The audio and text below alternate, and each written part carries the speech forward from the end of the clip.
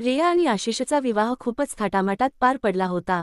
आशिष आपल्या बेडरूममध्ये उत्साहाने दाखल झाला, पण रियाची स्थिती पाहून आशिष काळजीत पडला। रिया खिडकीतून बाहेर पाहत होती, पण तिचे पाणावलेले डोळे आशिषच्या नजरेतून सुटले नाहीत। आशिषने विचारले, तू या लग्नामुळे खुश नाहीस का? पाठवणी करून 4 तास उलटले तरीही तू रडतेस। रियाने मान झुकवली, असं काही नाहीये, सहजच डोळ्यात पाणी आले, रियाने उत्तर दिले। आशिषने रियाच्या दोन्ही खांद्यांवर हात ठेवून तिला आश्वासित केले, तू आजपासून अग्निहोत्री घराण्याची सून आहेस आणि माझी बायको आहेस। तू विचार करण्याआधीच तुझ्या गरजा पूर्ण केल्या जातील। जस्ट रिलॅक्स बेबी, आता शांतपणे झोप, उद्या बोलू। दुसऱ्या दिवशी घरात पूजा होती। सर्वजण रियाच्या मागे पुढे करत होते, पण रियाचं लक्ष दुसरीकडेच होतं। पूजेच्या वेळी तिला पुन्हा पुन्हा हटकले जात होते। संपूर्ण दिवस ती अबोलच होती। आशिष तिच्या वागण्यामुळे काळजीत पडला होता। रात्रीच्या वेळी आशिष बेडरूममध्ये आला। रिया आरशासमोर बसली होती। आशिष तिच्या मागे उभा राहून तिच्या सौंदर्याची स्तुती करू लागला। आशिष रियाच्या जवळ जाण्याचा प्रयत्न करत होता, पण रियाकडून कोणताही प्रतिसाद मिळत नव्हता। काय प्रॉब्लेम आहे? मी तुझ्याशी बोलतोय आणि तू दुसराच विचार करतेस। आशिष वरच्या आवाजात ओरडू लागला। रिया आशिषच्या अशा वागण्याने घाबरली आणि तशीच बसून राहिली। आशिष रात्री 12 वाजता पायीच बंगल्याबाहेर निघून गेला। तिसऱ्या दिवशी रियाचा भाऊ आणि तिच्या माहेरहून एक नोकर संतोष रियाला भेटायला आले। संतोषने गुपचूप रियाला एक पाकिट बेडरूममध्ये जाऊन दिले। रियाने भाऊ सासरहून निघून जाताच पाकिट उघडले आणि अधीरपणे त्यात ठेवलेल्या तिच्या प्रियकर सारंगच्या चिठ्ठ्या वाचू लागली। रिया चिठ्ठ्या वाचत होती आणि बेडच्या खाली टाकत होती। इतक्यात आशिष खोलीत आला। आशिषने एक चिठ्ठी उचलली आणि वाचू लागला। आशिषच्या सर्व हकीकत लक्षात आली। आशिष केव्हा खोलीत आला हे रियाला कळलेच नाही, पण आशिषला चिठ्ठी वाचताना पाहून ती घाबरली। आशिषने रागाने 4 गोष्टी सुनावून रियाला घरातून निघून जायला सांगितले। रियाजवळ काहीही उत्तर नव्हते। रियाला आता आपल्या चुकीची जाणीव झाली होती। आशिषच्या भावनांशी खेळण्याचा तिला काहीही अधिकार नव्हता। रियाने स्वतःला खोलीत कोंडून घेतले। आता पुढे काय होणार या विचाराने ती घाबरली आणि रडू लागली। आता माहेरीही तिला कोणीही स्वीकारणार नाही ही गोष्ट रियाला माहीत होती। रात्रीचे 9 वाजले होते। रिया आतुरतेने आशिषची वाट पाहत होती। तिला त्याची माफी मागायची इच्छा होती। खिडकीतून तिचे डोळे आशिषला शोधत होते। इतक्यात एक गाडी बंगल्यासमोर उभी राहिली। आशिषचे मित्र त्याला घरात आणत होते। आशिषच्या एका हाताला फ्रॅक्चर होते आणि तो उभाही राहू शकत नव्हता।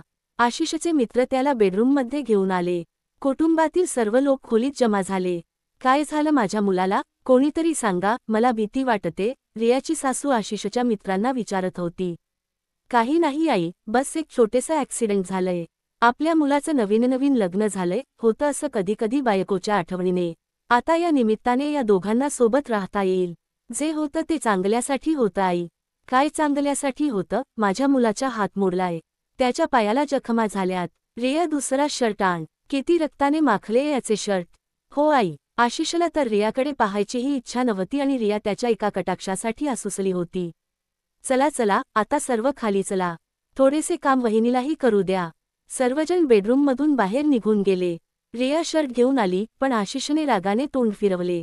अहो, माझ्याकडून मोठी चूक झाली।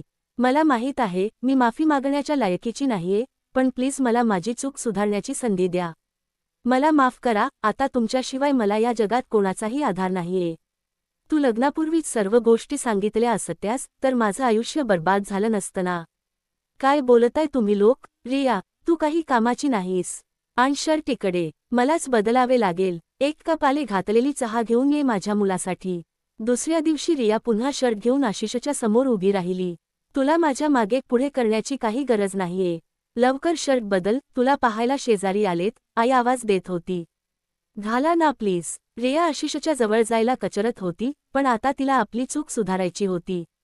एक पत्नी आणि सुनेचे कर्तव्य तिला मनापासून निभवायचे होते। शेजारी बेडरूममध्ये भेटायला आले। रिया सर्वांसाठी नाश्ता घेऊन आली।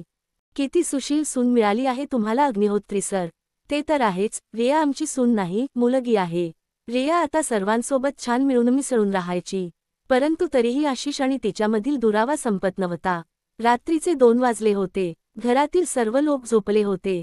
आशिषला झोप येत नव्हती। रियाही बेडवर पहुडली होती, पण तिच्या डोक्यात अनेक विचार येत होते। रिया आता आशिषचे शर्ट बदलणे, त्याला जेवण भरवणे, स्पंजने त्याला वॉश करणे ही सर्व कामे करत होती। परंतु आशिषकडून कोणतीही प्रेमाची पावती मिळत नव्हती। काही दिवसांतच आशिष बरा झाला. आशिषचा एक मित्र कोलकात्यात राहत होता. आशिषने त्याला सारंगला शोधायला सांगितले. सारंग रियाच्या समोरच्या घरात भाड्याने राहत होता. आपल्या बिझनेससाठी तो काही दिवस दिल्लीला आला होता. पण रिया पुन्हा पुन्हा जेवण घेऊन त्याच्या घरी जात असे. रियाचे वडील रोज संध्याकाळी सारंगसोबत फिरायला जात असत. सारंगही काही ना काही बहाणा करून रियाच्या घरी येऊन बसत असे. सर्व काही नीट चालले होते. एके दिवशी सारंगने रियाच्या वडिलांच्या फोनवर मेसेज पाठवून रियाला मागणी घातली होती. सारंगचा मेसेज वाचून रियाच्या वडिलांनी सर्वप्रथम त्याला कॉलनीच्या बाहेर काढले आणि मग आपल्या जीवनातून. सारंग दुसऱ्या जातीचा होता, पण तो जर फॅमिली फ्रेंड बनू शकतो तर मग जावई का नाही? ही गोष्ट रिया आणि सारंगला शेवटपर्यंत कळली नाही. सारंग लग्नाच्या दिवसापर्यंत त्याच शहरात तिची वाट पाहत राहिला आणि शेवटी कोलकात्याला परतला. एके दिवशी आशिषने नोकर संतोषला पकडले आणि ही सर्व माहिती मिळवली. आशिषचे आईवडील काही दिवसांसाठी तीर्थयात्रेला निघून गेले. सोबत घरातील नोकरांनाही घेऊन गेले. आता रिया आणि आशिषशिवाय घरात कोणीही नव्हते. तरीही आशिषने रियावर ती बायको असल्याचा हक्क गाजवला नाही आणि नाही तिच्याजवळ जाण्याचा कधी प्रयत्न केला. आशिषला रिया आवडत होती, परंतु रियाचा आनंद सारंगमध्ये होता. तुम्ही नाश्ता करून गेलात तर बरं होईल. मी आईंसारखं काही बनवू शकत नाही, पण मी प्रयत्न केला आहे. तुम्ही मला नाराज करणार नाही अशी अपेक्षा आहे. जरूर. रात्रीच्या जेवणासाठी मी तुमची वाट पाहीन. रिया आशिषचे मन जिंकण्याचा प्रयत्न करत होती. नशिबाने त्यांना जवळ येण्याची खूप संधी दिली, पण आशिषने नेहमी रियाला स्वतःपासून दूर ठेवले.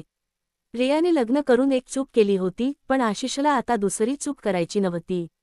एका आठवड्यानंतर आशिष रियाला घेऊन कोलकात्याला पोहोचला. कोलकात्याचे नाव ऐकताच रिया गोंधळात पडली. दोघंही एका हॉटेलमध्ये उतरले. आशिषने रियासाठी वेगळी खोली बुक केली. रात्रीचे 2 वाजले होते. रियाला काही कळत नव्हते. रिया आशिषशी बोलताना नेहमी घाबरत असे. त्याच्याशी नजरानजर करायची हिंमतही तिच्यात नव्हती. रात्रीचे 2 वाजले होते. रियाला झोप येत नव्हती. तिने आशिषच्या खोलीचा दरवाजा वाजवला. तू एवढ्या रात्री झोपली नाहीस का अजून? मी आत येऊ शकते का? आपण कोलकात्याला का आलोय? सारंगला भेटायला. तू सारंगसोबत जास्त खुश राहशील. मला काय हवंय याचा निर्णय तुम्ही कसा घेतलात? स्त्रियांचे निर्णय नेहमी पुरुषच का घेतात? कारण स्त्री स्वतः आपल्या जीवनाचे निर्णय घेत नाही.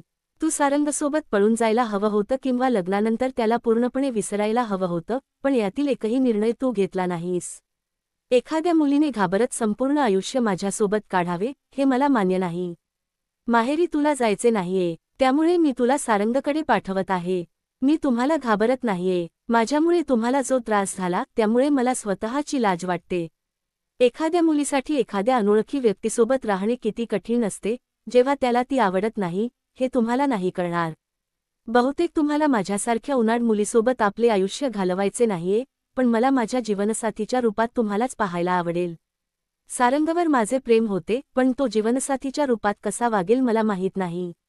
त्याच्यासोबत माझं काय भविष्य असेल हेही मला माहीत नाही, पण अग्निहोत्री कुटुंबासारखे कुटुंब मला दुसरे कुठलेही मिळणार नाही.